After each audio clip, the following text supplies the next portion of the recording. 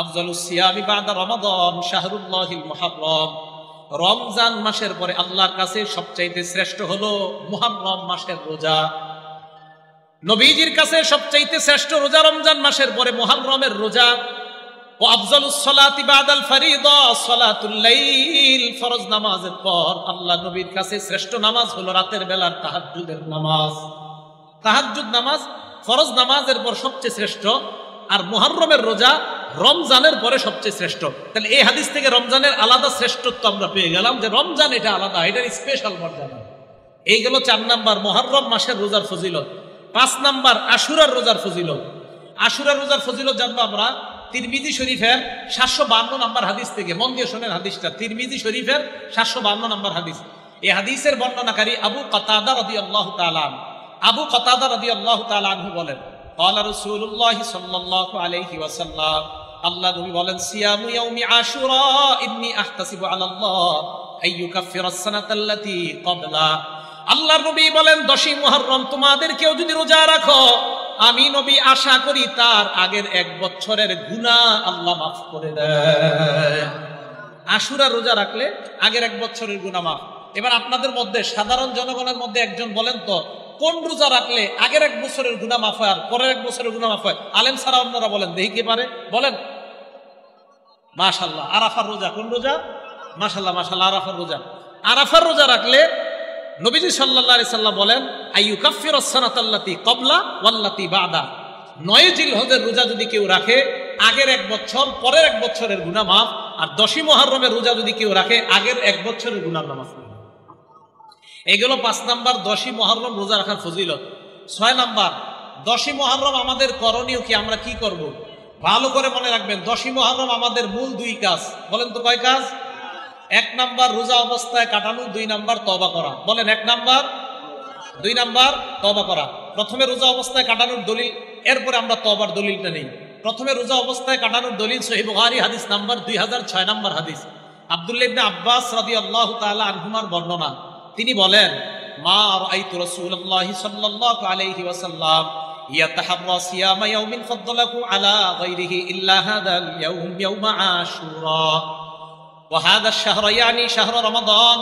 আব্দুল্লাহ ইবনে আব্বাস বলেন, রমজানের পরে সবচাইতে দিনের মধ্যে আল্লাহ নবী রোজা রাখার ক্ষেত্রে গুরুত্ব দিতেন মুহররমের 10 তারিখ, আর মাসের মধ্যে রোজা রাখার ক্ষেত্রে সবচাইতে গুরুত্ব দিতেন রমজান মাস। আব্দুল্লাহ ইবনে আব্বাস বলেন, মাসের মধ্যে রমজান মাসকে রোজার জন্য বেশি গুরুত্ব দিতেন, আর দিনের মধ্যে মুহররমের 10 তারিখে রোজা রাখার সবচেয়ে বেশি গুরুত্ব দিতেন নবী। এখন বলেন তো, আশুরার মুহররমের 10 তারিখে আমাদের সবচেয়ে গুরুত্বপূর্ণ কাজ কি করা? রোজা রাখা। 2 নাম্বার বলছি তওবা করা। তওবার দলিল কোথায় পাবো আমরা? তিরমিজি শরীফের 741 নাম্বার হাদিস। দেখেন হাদিস, আব্দুল্লাহ ইবনে আব্বাস রাদিয়াল্লাহু তাআলা আনহুমার বর্ণনা, তিনি বলেন, আমার রাসূলুল্লাহ সাল্লাল্লাহু আলাইহি ওয়াসাল্লাম বিসাওমি ইয়াউমি আশুরা, নবীজি মুহররমের 10 তারিখে রোজা রাখার হুকুম করছেন। এই হাদিসের শেষে নবীজি সাল্লাল্লাহু আলাইহি ওয়াসাল্লামের সাহাবা আব্দুল্লাহ ইবনে আব্বাসের বর্ণনা, এই হাদিসের বর্ণনাকারী আলী ইবনে আবু তালেব। এই হাদিসের বর্ণনাকারী আব্দুল্লাহ ইবনে আব্বাস না, আলী ইবনে আবি তালেব। তো আলী ইবনে আবি তালেব বলেন, আল্লাহ রাসূল সাল্লাল্লাহু আলাইহি সাল্লামকে এক ব্যক্তি প্রশ্ন করছেন, আইয়ু শাহরিন তা'মুরুনি বা'দান আসুমা বা'দা শাহরি রমাদান, হুজুর রমজানের পরে কোন দিন আমি রোজা রাখবো, কোন মাসে রোজা রাখবো, আপনি বলেন আমাকে। নবীজি সাল্লাল্লাহু আলাইহি সাল্লাম বললেন, ইন কুনতা সাইমান বা'দা শাহরি রমাদান ফাসুবিল মুহররম, তুমি যদি রমজান মাসের পরে রোজা রাখতে হয় তাহলে তুমি মুহররম মাসে রোজা রাখো। ভাই কেন? ভাই মুহররম মাসে এমন একটা দিন আছে যেই দিনে তাবাল্লাহু ফীহি আলা কওমিন, এক সম্প্রদায়ের তওবা আল্লাহ কবুল করেছেন, ওয়া ইয়াতুবু ফীহি আলা কওমিন আখারিন, কিয়ামত পর্যন্ত অন্যান্যদের তওবাও আল্লাহ কবুল করবে। তাহলে আমাদের দ্বিতীয় কাজ পেয়ে গেলাম, মুহররমের 10 তারিখে আমরা তওবা করব। আল্লাহ এই 2টা আমলের মাধ্যমে মুহররমের 10 তারিখকে কাটানোর তৌফিক দান করেন। 7 নাম্বার আলোচনা, রোজা রাখবো কোন দিন কোন দিন। উত্তম হলো 9-10 রাখা, একান্ত না পারলে 10-11। উত্তম হলো 9-10 রাখা। এই 9-10 রাখার ব্যাপারে কয়েকটা দলিল শুনেন। দলিল নাম্বার 1, তিরমিজি শরীফের 755 নাম্বার হাদিস। এই হাদিসের বর্ণনাকারী আব্দুল্লাহ ইবনে আব্বাস রাদিয়াল্লাহু তাআলা আনহুমা, তিনি বলেন, আমার রাসূলুল্লাহ সাল্লাল্লাহু আলাইহি সাল্লাম বিসাওমি ইয়াউমি আশুরা, নবীজি মুহররমের 10 তারিখে রোজা রাখার হুকুম করছেন। এই হাদিসের শেষে ইবনে আব্বাস বলেন, সুমুত তাসিআ ওয়াল আশিরা, তোমরা 9 তারিখে রোজা রাখো এবং 10 তারিখে রোজা রাখো। তাহলে এই হাদিস থেকে আমরা জানলাম মুহররমের 9 এবং 10 তারিখে রোজা রাখার কথা। আচ্ছা, আরেকটু সুন্দরভাবে আমরা জানি হাদিসটা মুসলিম শরীফের হাদিস নাম্বার 2655 নাম্বার হাদিস, 2556 নাম্বার হাদিস, আরেকটা হলো 2557 নাম্বার হাদিস। আর আমাদের মাদ্রাসার পাঠ্যপুস্তক অনুযায়ী 1134 নাম্বার হাদিস এবং 1135 নাম্বার হাদিস আমাদের মাদ্রাসার যে সিলেবাস। নবীজি সাল্লাল্লাহু আলাইহি সাল্লাম কি বলে দেখেন, নবীজি সাহাবাদেরকে বললেন মুহররমের 10 তারিখে রোজা রাখতে। সাহাবারা বললেন, ইয়া রাসূলুল্লাহ, এই যে মুহররমের 10 তারিখে আমাদেরকে আপনি রোজা রাখতে বললেন, এই দিনটাকে তুআজ্জিমুহুল ইয়াহুদ ওয়ান নাসারা, ইহুদি খ্রিস্টানরা সম্মান করে। নবীজি বললেন, তাই নাকি? কয় হ্যাঁ। নবীজি বললেন, ঠিক আছে, ফাইদা কানাল আমুল মুকবিল, আগামী বছর যখন হবে মুহররমের মাস, সুবনাল ইয়াউমাত তাসিয়া, আমরা 9 তারিখেও রোজা রাখবো। সুবহানাল্লাহ। তাহলে এই হাদিস থেকে বোঝা যায় 9 এবং 10 তারিখে রোজা রাখার কথা। আল্লাহর কি কুদরত, ওয়ালাম ইয়াতিল আমুল মুকবিল হাত্তা তুওয়াফিয়া রাসূলুল্লাহ, আগামী বছর আসার আগে নবীজি দুনিয়া থেকে বিদায় নিয়েছেন, মারা গেছেন, ইন্তেকাল করছেন। এখন হাদিস থেকে কি বোঝা যায়? নবীজির আগ্রহ 9 এবং 10 তারিখ। পরের হাদিসটা আরো স্পষ্ট হয়, নবীজি বলেন, লা ইন বাকিতু ইলা কাবিল, আমি যদি আগামী বছর বেঁচে থাকি, লা আসুমান্নাত তাসিআ, অবশ্যই আমি 9 মুহররম রোজা রাখবো। তাহলে 9 এবং 10 তারিখের গুরুত্ব আমরা পাইলাম। ইহুদিদের বিরোধিতা করব কিভাবে? 9 তারিখে রোজা রাখবো এবং 10 তারিখে। প্রশ্ন হলো, হুজুর 10, 11 যে রোজা রাখতে বললেন, এটার কোনো দলিল আছে কিনা? হ্যাঁ, এটারও দলিল আছে। সহিহ ইবনে খুজাইমা হাদিসের কিতাবের নাম 3 নম্বর খণ্ড 506 নম্বর পৃষ্ঠা। হাদিসের বর্ণনাকারী আব্দুল্লাহ ইবনে আব্বাস রাদিয়াল্লাহু তাআলা আনহুমা, এই আব্দুল্লাহ ইবনে আব্বাস রাদিয়াল্লাহু তাআলা আনহুমা বলেন, সুমু ইয়াউমা আশুরা, তোমরা মুহররমের 10 তারিখে রোজা রাখো। সুমু ক্বাবলাহু ইয়াওমান ওয়া বা'দাহু ইয়াওমান, পারলে আগে একদিন রোজা রাখো, না পারলে পরে একদিন রোজা রাখো। অন্য নুসখায় আছে আও বা'দাহু ইয়াওমান, যদি পারো 9, 10 রাখো, আর যদি না পারো 10, 11 রাখো। তাহলে বলেন তো গুরুত্ব কোনটা? 9 এবং 10। আবার গুরুত্ব কোনটা? 9 এবং 10। না পারলে 10 এবং 11। মনে থাকবে তো ইনশাআল্লাহ? আল্লাহ আমাদের সকলকে 9, 10 এই 2 দিন যেন আমরা রোজা রাখতে পারি, আল্লাহ তৌফিক দান করেন। 8 নাম্বার কথা, মুহররমের 10 তারিখে রোজা রাখা কি? হুকুম হলো মুহররমের 10 তারিখে রোজা রাখা মুস্তাহাব। বলেন, মুহররমের 10 তারিখে রোজা রাখা কি? দলিল মুসলিম শরীফের 2532 নাম্বার হাদিস। মোট হাদিস সংখ্যা হবে 7453টা। এই হাদিসের বর্ণনাকারী আব্দুল্লাহ ইবনে ওমর রাদিয়াল্লাহু তাআলা আনহুমা, আব্দুল্লাহ ইবনে ওমর রাদিয়াল্লাহু তাআলা আনহুমা বলেন, জাহিলি যুগের মানুষ মুহররমের 10 তারিখে রোজা রাখতো। ওয়া সামা রাসূলুল্লাহ, নবীও রোজা রাখতেন। ওয়াল মুসলিমুনা, মুসলমানরাও রোজা রাখতেন মুহররমের 10 তারিখে। ক্বাবলা আইয়ুফতারাদ রমাজান, রমজানের রোজা ফরজ হওয়ার আগে। আব্দুল্লাহ ইবনে ওমর বলেন, ফালাম্মা ফতুরিদ রমাদান, রমজানের রোজা যখন ফরজ হয়, আল্লাহ নবী বললেন, ফামান শাআ সামা ওয়া মান শাআ তারাকা। রমজানের রোজা ফরজ হওয়ার পর আল্লাহ নবী বললেন, কেউ মন চাইলে এখন তোমরা মুহররমের 10 তারিখের রোজা রাখতে পারো, কার মন চাইলে তোমরা না রাখতে পারো। তাহলে রমজানের রোজা ফরজ হওয়ার আগে আল্লাহর নবী আবশ্যকীয়ভাবে সাহাবাদেরকে মুহররমের 10 তারিখের রোজা রাখাইতেন। আর যখন রমজানের রোজা ফরজ হয়ে যায়, নবী বললেন, কেউ চাইলে তোমরা 10 তারিখে রোজা রাখতে পারো, না চাইলে তোমরা রাখতে নাও পারো, কোনো সমস্যা নাই। এই হাদিস থেকে বুঝলাম মুহররমের 10 তারিখে রোজা রাখা মুস্তাহাব। 9 নাম্বার কথা, মুহররমের দিন বর্জনীয়। ভালো করে মনে রাখবেন, 7টা বর্জনীয়। বলেন কয়টা? 1 নাম্বার, তাজিয়া মিছিল বের করা।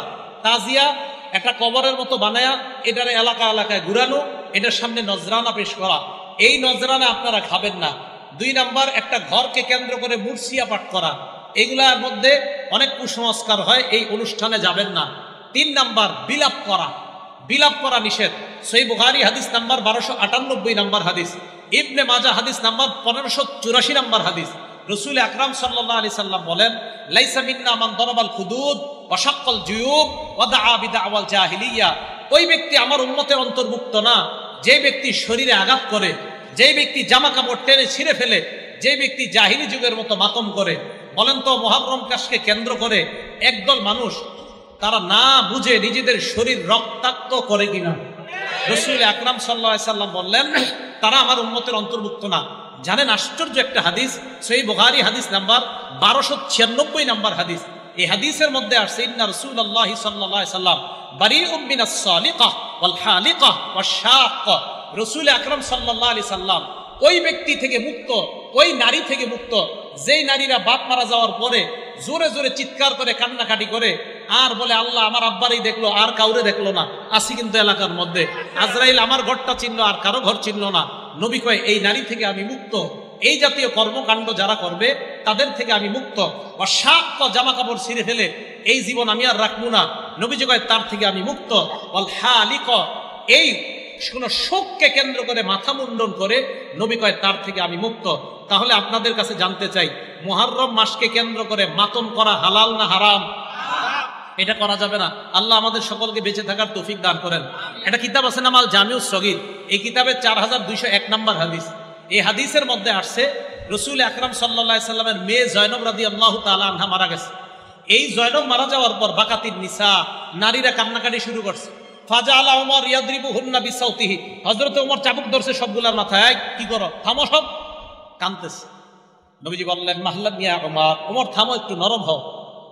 এবার আল্লাহর নবী নারীদেরকে বললেন ইয়াকুন্না ওয়া নাঈকাশ শাইতান, শয়তানের আওয়াজ থেকে তোমরা বাঁচো। শয়তান এইভাবে বিলাপ করে, জোরে জোরে কান্নাকাটি করে, তার আওয়াজ থেকে তোমরা বাঁচো। আল্লাহ নবী বললেন শোনো, মাহমা ইয়াকুনু মিনাল আইনি ওয়াল কলব, চোখের পানি যদি আসে আর অন্তর থেকে যদি চোখের পানি আসে, ফামিনাল্লাহ ওয়া মিনার রহমান, অটোমেটিক যদি চোখের পানি আসে কারো শোকে, এটা আল্লাহর পক্ষ থেকে রহমত। অটোমেটিক যদি চোখের পানি আসে, এটা আল্লাহর পক্ষ থেকে রহমত। এবার আল্লাহ নবী কি বলে, আমার দিকে তাকান, ওয়া মাহমা ইয়াকুনু মিনাল লিসান, আর যদি জবান থেকে হয়, ওয়াল ইয়াদি, এবং হাত থেকে। দেখেন জবান থেকে আর হাত থেকে দেখেন, জবানে বলে হায়, হাতে দিয়ে আঘাত করে, হায় আঘাত, হায় আঘাত, জবান আর হাত, জবান আর হাত, শোকে জবান ব্যবহার হচ্ছে, হাত ব্যবহার হচ্ছে। নবীজি কয় ফামিনাশ শাইতান, এটা শয়তানের পক্ষ থেকে। জবান আর হাত ফামিনাশ শাইতান, নবী বলছেন এটা শয়তানের পক্ষ থেকে। এটা মেশকাতে পাবেন আপনার হাদিসটা, বাকি আল জামিউস সগীরের মধ্যে সনদ সহিহ আসছে, তাই আমি এটা বর্ণনা করলাম। বর্তমানে আবার সহির যুগ চলতেছে। কিসের যুগ? মাশাআল্লাহ, এই জন্য সহিগুলাই বলার চেষ্টা করতেছে। আজ যাই হোক, রাসূল আকরাম সাল্লাল্লাহু আলাইহি সাল্লাম এই কথাটা বললেন। এটা হলো 9 নম্বর কথা। 10 নম্বর, কারো মৃত্যুতে আমাদের কি করণীয়? মনে রাখবেন, কারো মৃত্যুতে আমাদের কি করণীয়? এলাকার কেউ মারা যায় না, কারো মৃত্যুতে আমাদের 1 নম্বর করণীয়, বলেন ইন্না লিল্লাহি ওয়া ইন্না ইলাইহি রাজিউন, এটা পড়া। 2 নম্বর করণীয়, বুখারী শরীফের 1284 নম্বর হাদিস থেকে একটা দোয়া শিখাবো, আজকে থেকে এটা পড়বেন। নবীজির কন্যা মানে নবীজির এক নাতি মারা যায়, মারা যাওয়ার পর মারা যাবে অবস্থা নবীর কন্যা আল্লাহ নবীর কাছে সংবাদ পাঠাইলেন, আব্বা ইন্না ইবনালি কুবিজ, আব্বা আমার ছেলেটা মুমূর্ষ অবস্থায় আছে, মারা যাবে অবস্থা, আব্বা মেহেরবানি করে আমাদের বাসায় একটু আসেন। বুখারীর বর্ণনা। নবীজি জবাব পাঠায়া দিলেন, যাও আমার কন্যাকে সালাম দিবা, সালাম দিয়ে বলবা, পড়েন ইন্না লিল্লাহ, ইন্না টান দিয়ে না, বলেন ইন্না লিল্লাহ মা আখাযা ওয়া লাহু মা আ'তা, আবার ইন্না লিল্লাহ মা আখাযা, যেটা নিয়ে যায় এটাও আল্লাহর, বলেন যেটা রেখে দেয় এটাও আল্লাহর। তো নবীজি শিখিয়ে দিলেন ইন্না লিল্লাহি মা আখাযা, যেটা নিয়ে গেছে আল্লাহ এটাও আল্লাহ, ওয়া লাহু মা আ'তা, যেটা আল্লাহ রেখে দেয় এটাও আল্লাহ। আপনার 4 সন্তানের 3টা যদি নিয়ে যায় এটাও আল্লাহ, 2টা রেখে দিছে এটাও আল্লাহ, এটাও কার? আল্লাহ। অকুল্লু শাইইন ইনদাহু বিআজালিন মুসাম্মা, আল্লাহর কাছে প্রত্যেকটা জিনিসের একটা নির্ধারিত সময় আছে, ওই সময় আসলে তোমার সন্তান চলে যাবে, এটা আল্লাহর ফয়সালা। তো নবীজি বললেন আমার মেয়েকে বলবা ফাল তাসবির ওয়াল তাহতাসিব, আমার মেয়ে যেন ধৈর্য ধারণ করে এবং সওয়াবের আশা করে। তাহলে কেউ মারা গেলে 1 নাম্বার আমরা ইন্না লিল্লাহি ওয়া ইন্না ইলাইহি রাজিউন পড়া। 2 নাম্বার, কেউ মারা গেলে আমরা বলা ইন্না লিল্লাহি মা আখাযা ওয়া লাহু মা আ'তা ওয়া কুল্লু শাইইন ইনদাহু বিআজালিন মুসাম্মা, যদি পারেন আর কি এটা পড়া। তাহলে 9 নম্বরে বর্জনীয়গুলা সব শেষ করি নেই তো। বর্জনীয় 1 নাম্বার ছিল আপনার তাজিয়া মিছিল করা, এই নজরানা পেশ করা। 2 নাম্বার মুরসিয়া। 3 নাম্বার ওই মাতম করা। 4 নাম্বারটা বলি নাই তো। 4 নাম্বার হলো আপনার ওই দিনকে কেন্দ্র করে কোনো মান্যত ইত্যাদি কি করে আল্লাহ জানে, এগুলা করে খিচুড়ি পাকান, এগুলো আপনার বাসায় পাঠাবে, আপনি খাবেন না। 5 নাম্বার, ওই দিন এই মনে করে পানি পান করায় অন্যকে, যে হারে কারবালার প্রান্তরে নবীর নাতি এবং তার সাথীদেরকে পানি দেয় নাই, তাই এই দুঃখে শোকাহত হয়ে ওই দিন পিপাসার্থকে পানি পান করা। কেন এখন আমারে করান, আজকে এই যে এরা যারা আছে এদেরকে শরবত খাওয়ান আপনি? ওই দিন কেন পান করান? ওই দিনকে কেন্দ্র করে পানি পান করানো, এটা ভাই এটা কুসংস্কার হয়ে যাবে, এটা ঠিক হবে না ওই দিনকে কেন্দ্র করা। 6 নাম্বার, বাচ্চাদেরকে সন্তানদেরকে খালি পায়ে রাস্তায় ছেড়ে দেওয়া বরকতের আশায়, আল্লাহ জানে এটা কোত্থেকে আসছে নিয়ম। 7 নাম্বার, এই দিন কেন্দ্র করে ঢোল তবলা ইত্যাদি 1 থেকে 10ই মুহররম পর্যন্ত পিটানো হয়, এটা নিষেধ, এটা জায়েজ নাই। একটা হাদিস মনে রাখবেন সারা জীবন, নাসিরউদ্দিন আলবানী রহমতুল্লাহ আলাইহি আনছে হাদিসটা, আর সিলসিলাতুস সহিহা 427 নম্বর হাদিস। এই হাদিসের মধ্যে আসছে রাসূল আকরাম সাল্লাল্লাহু আলাইহি সাল্লাম বলেন, সৌতানে মালউনান, বাংলাটা আমার সাথে বলেন, বলেন দুটি আওয়াজ অভিশপ্ত। আবার বলেন দুটি আওয়াজ অভিশপ্ত। এবার 1 নাম্বার বলি, বাংলাটা পরে বলবেন। 1 নাম্বার, সৌতু মিজমারিন ইনদা নি'মা, বলেন কোন খুশিতে বলেন কোন খুশিতে বাদ্যযন্ত্রের আওয়াজ। তাহলে বিয়ের পার্টিতে ঢোল তবলা ডেক সেট বাজানো, গায়ে হলুদের পার্টিতে ডেক সেট বাজানো, এই আনন্দে এটা বাজানো মানে শয়তানের আওয়াজ, অভিশপ্ত আওয়াজ আপনার বাসায় চলতেছে, আর এই অভিশপ্ত আওয়াজের মাধ্যমে আপনার মেয়েটাকে আরেকজনের হাতে তুলে দিবেন, এটা অভিশপ্ত আওয়াজ। আপনার বাসায় বিয়েকে কেন্দ্র করে যে ডেক সেট চলে, ক্যাসেট চলে, এটা অভিশপ্ত আওয়াজ। তাহলে একটা পাইলাম। 2, ওয়াসসাউতু ওয়াইলিন ইনদা মুসিবা, বিপদের সময় ধ্বংসাত্মক আওয়াজ করা, বিপদের সময় ধ্বংসাত্মক কোন আওয়াজ করা। ইমাম হুসাইন রাদিয়াল্লাহু তাআলা আনহুর শাহাদাত নিঃসন্দেহে আমাদের জন্য কষ্টকর, কোনো সন্দেহ নাই। হুসাইন রাদিয়াল্লাহু তাআলা আনহুর শাহাদাত নিঃসন্দেহে আমাদের জন্য কষ্টকর। আলী রাদিয়াল্লাহু তাআলা আনহুর শাহাদাত আমাদের জন্য কষ্টকর। ওমর ফারুক রাদিয়াল্লাহু তাআলা আনহুর শাহাদাত আমাদের জন্য কষ্টকর। হযরত ওসমান গনির শাহাদাত আমাদের জন্য কষ্টকর। হযরতে হামজার শাহাদাত আমাদের জন্য কষ্টকর। রাসূল আকরাম সাল্লাল্লাহু আলাইহি সাল্লামের সাহাবা হযরত খুবাইবকে যেইভাবে শহীদ করা হয়েছে, ছুরিবিদ্ধ করে, আপনার একের পর এক শরীরের মধ্যে কাটা বিদ্ধ করে, ওইটা আমি বলেছিল, তোমাকে যদি এই জায়গায় রাখা হয়, মুহাম্মদ সাল্লাল্লাহু আলাইহি সাল্লামকে তোমার জায়গায় রাখা হয়, আর তোমাকে মুক্ত করে দেওয়া হয়, তাহলে তুমি কি মনে করো? সহিহ বুখারীর বর্ণনা 3045 নম্বর হাদিস খোলেন, লম্বা হাদিসে খুবাইবের শহীদের কথা আসছে শেষের দিকে। হযরতে খুবাইবের শাহাদাত পড়েন, হযরত হুসাইনের চেয়ে কোনো অংশে কম ছিল না এই শাহাদাতের ভয়াবহতা। হযরতে আসিম ইবনে সাবেতের শহীদ হওয়ার কথা বলেন, কোনো অংশে কম ছিল না। হযরতে আলীকে যেইভাবে শহীদ করা হয়েছে ভয়ঙ্কর প্রচণ্ডভাবে, কোনো অংশে শাহাদাতের অবস্থা ভয়ঙ্কর কম ছিল না। হযরতে হামজাকে যেইভাবে শহীদ করার পর হিন্দা হযরতে হামজার গোস্ত মুখের মধ্যে নিয়ে চাবিয়েছে, এই শাহাদাত ওইটার চেয়ে কোনো অংশে কম ছিল না। হযরতে উসমানকে প্রচণ্ডভাবে 22 দিন, কোন বর্ণনায় 40 দিনের উপরে, যেই হযরতে উসমান মুসলমানের জন্য পানির ব্যবস্থা করে দিয়েছেন, এই উসমানকে এক ঘরের মধ্যে আটক রেখে 23 দিন 22 দিন, কোন বর্ণনায় 18 দিন ঐতিহাসিক লেখেন, পানি দেয় নাই। এইভাবে হযরত উসমানকে যারা শহীদ করে দিয়েছে, কিয়ামতের ময়দানে তো হযরত উসমানের পক্ষে কোরআনই সাক্ষী হয়ে যাবে। কোরআন পড়া অবস্থায় ওনাকে শাহাদাত বরণ যখন করেন উনি, ওনার শরীরের রক্ত কোরআনের পাতায় গিয়ে পড়ছে। এই শাহাদাতও কিন্তু আমাদের জন্য কষ্টকর। বুঝাইতে চাইলাম, অন্যান্য সাহাবাতের শাহাদাত আমাদের জন্য যেমন কষ্টকর, হযরতে হুসাইনের শাহাদাতও নবীর নাতি হিসাবে আমাদের জন্য অনেক কষ্টকর। কিন্তু এই শহীদকে কেন্দ্র করে শয়তানি কোনো কর্মকাণ্ড করাটা, এটা আমাদের জন্য আরো বেশি কষ্টকর। শয়তানি কর্মকাণ্ড করা যাবে না। হযরত হুসাইন রাদিয়াল্লাহু তাআলা আনহু যদি থাকতেন আর যদি দেখতেন ওনার শাহাদাতকে কেন্দ্র করে এই কুসংস্কার করা হয়, সর্বপ্রথম তাদের বিরুদ্ধে উনি জিহাদ করতেন, যে আমারে কেন্দ্র করে তোমরা এগুলা কি করো, শরীয়ত বহির্ভূত কাজ। তাহলে আমরা নবীর নাতিকে অবশ্যই মহব্বত করি, হযরতে হুসাইনকে আমরা মহব্বত করি। ওনার শাহাদাত আমাদের জন্য কষ্টকর, এটা একটা বিপদ। এই বিপদের সময় ধ্বংসাত্মক কোনো কথা মুখ দিয়ে বলাটা, এটা অভিশপ্ত আওয়াজ। তাহলে অভিশপ্ত আওয়াজ কয়টা? অভিশপ্ত আওয়াজ কয়টা? নেয়ামতের সময় ঢোল তবলা ডেকসেট বাজানো অভিশপ্ত আওয়াজ, আর বিপদে ঢোল তবলা বাজানো অভিশপ্ত আওয়াজ। এই 10 দিন ঢাকা শহর ঢোল তবলায় পুরো অবস্থা খারাপ। দেশ গ্রামে এখনো আসে নাই মনে হয়, আছে। যাই হোক, তাহলে এই হলো আপনার 7টা কাজ বর্জনীয়। তো 10 নম্বর আলোচনা কিন্তু করে ফেলছি। 9 নম্বরটা করার একটু মাঝখানে 10 নম্বর করছি, ওই যে আমরা কারো মৃত্যুতে কি করব।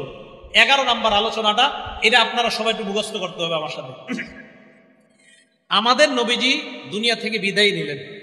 নবীজি বিদায় নেওয়ার 50 বছর পর হুসাইন রাদিয়াল্লাহু তাআলা 61 হিজরির 10ই মুহররম শহীদ হয়।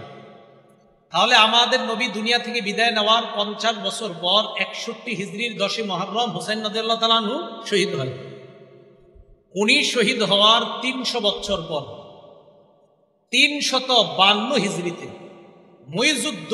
মুইজুদ্দৌলাহ বলেন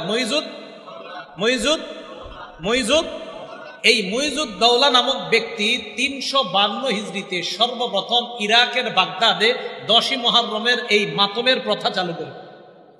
নাম কি? কত হিজরিতে? না, সবাই কইতে হবে কত হিজরি? ইমাম হুসাইন শাহাদাতের কয় বছর পর? ৩০০। হুসাইন শহীদ হইলেন ৬১ হিজরির ১০ই মুহররম, এরও প্রায় ৩০০ বছর পর ৩৫২ হিজরির ১০ই মুহররমকে মুইজুদ্দৌলা নামক এক ব্যক্তি ইরাকের বাগদাদের মধ্যে এই প্রথা চালু করে। এরপরে ৩৬৩ হিজরিতে এই প্রথাটা মিশরে ছড়ায় পড়ে, মিশর থেকে পুরা দুনিয়ার মধ্যে ছড়ায় পড়ে। এখন আপনাদের কাছে আমি জিজ্ঞাসা করতে চাই, ১০ই মুহররম যে ইত্যাদি বিভিন্ন কাজগুলা করা হয়, বলেন তো কত হিজরি থেকে? ৩০০। কে শুরু করছে? কোন এলাকায়? বাগদাদে। এরপরে এটা কোথায় গেছে? মিশর। এরপর সারা দুনিয়াতে। এই কথাগুলো আমাদের কিতাবে আছে, মানে আমরা যারা কিতাব পড়ি, আমাদের মতো আলেম যারা, তারা লেখছে। মানে আপনার আল বিদায়া ওয়ান নিহায়ার লেখক লেখছে, আল্লামা ইবনে আসির লেখছে, তো বলবে এটি হুজুর তোমরা বানায় লেখছো। এখন কথা হলো শিয়া ভাইদের কিতাবে কি আছে দেখি। কাদের কিতাবে? এক শিয়ার লেখকের নাম সৈয়দ আমির আলী। বলেন কি নাম? উনি কি শিয়া? এই লেখক উনি কি? সাবধান, কাউকে আপনারা আঘাত করে কথা বলবেন না, শিয়া ভাইদেরকেও মহব্বতের সাথে বুঝাইবেন। সৈয়দ আমির আলী উনি কি ছিলেন? একজন স্পিরিট অফ ইসলাম। বলেন কি নাম? Story of evolution. এই বইয়ের মধ্যে সে লেখছে যে দ্য স্পিরিট অফ ইসলাম, এই বইয়ের মধ্যে সে লেখছে মুইজুদ্দৌলা এই ব্যক্তিটা অলসো ইনস্টিটিউট দ্য ইয়াউমে আশুরা, দ্য ডে অফ মর্নিং, শোকের দিবস হিসাবে সর্বপ্রথম মুইজুদ্দৌলা নামক ব্যক্তি এই মুহররমের ১০ তারিখকে শোকের দিবস হিসাবে সর্বপ্রথম আবিষ্কার করছে। বলেন তো এই লেখাটা কি আমাদের না একজন শিয়া লেখকের? এই তো মাশাআল্লাহ, তাহলে শিয়া লেখক ভাই উনিও লেখলেন যে ওনাদের এই ইতিহাস মুইজুদ্দৌলা নামক ওই ব্যক্তি শুরু করছে। এই বইয়ের, এই ভাইয়ের আরেকটা বই আছে, ওখানে লেখছে হি ওয়াজ আ শিয়া। এই মুইজুদ্দৌলা একজন শিয়া ছিলেন। ওখানে লেখছে হি ইস্টাবলিশড, সেখানে লেখছে হি ইস্টাবলিশড, এখানে ইনস্টিটিউট লেখছে, ওখানে ইস্টাবলিশড। মানে এটার প্রতিষ্ঠা করেছেন যিনি, তার নাম মুইজুদ্দৌলা। সর্বপ্রথম ৩৫২তে ইরাকের বাগদাদের মধ্যে এটা আবিষ্কার করেছেন। সময়ের অভাবে আমি আরো অনেকগুলা কিতাবের কথা বলতে পারলাম না। শিয়া বাইদেরই অসংখ্য কিতাব লেখা আরবি ভাষায়, যেগুলাতে তারাও স্বীকার করছে যে এইগুলার আবিষ্কার ৩৫২ পর থেকে। তাহলে আমাদের কিতাবেও এগুলা লেখা, তাদের কিতাবেও এগুলা লেখা। প্রিয় শিয়া সম্প্রদায়ের ভাই আপনারা যারা আছেন, মেহেরবানি করে আপনাদের ইতিহাসটা আপনারা জানেন। জানার পর আপনি সিদ্ধান্ত নেবেন যে আমি কি সঠিক বিষয় পালন করতেছি না ভুল বিষয় পালন করতেছি। 11টা বিষয় বললাম। মুহররমের তাৎপর্য, 2 নাম্বার আশুরার তাৎপর্য, 3 নাম্বার 4টা আমল নবীজি কখনো ছাড়তেন না, 4 নাম্বার মুহররমের রোজার ফজিলত, 5 নাম্বার আশুরার রোজার ফজিলত, 6 নাম্বার করণীয়, 7 নাম্বার 9-10 রোজা রাখা, না পারলে 10-11 রোজা রাখা, 8 নাম্বার মুহররমের দিন রোজা রাখার হুকুম কি মুস্তাহাব, 9 নাম্বার মুহররমের দিন বর্জনীয়, 10 নাম্বার কারো মৃত্যুতে আমরা কি করব, 11 নাম্বার মুহররমের বর্তমান প্রচলিত ইতিহাস কখন থেকে শুরু হয়।